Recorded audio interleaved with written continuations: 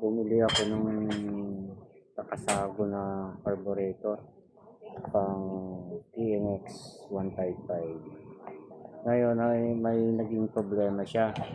Nang kinabit ko yung carburetor ko na bago, pagka ni-revolution mo, walang pumupugak siya, parang sinisinok. Ito yung luma ko. Ayan.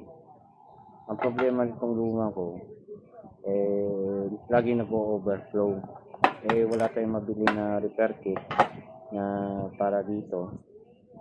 Dahil sa palagay ko, ito yung sira eh. Kaya bumili na ako nitong takasago. Ngayon,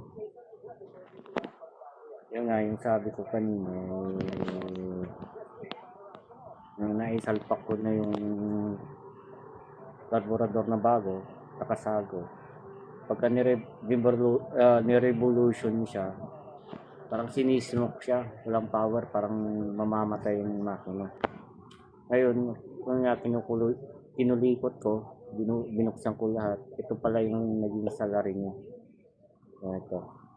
Nabili kong carburetor, itong para sa jet niya, walang butas dito sa gilid. Kaya yun pala yung dahilan.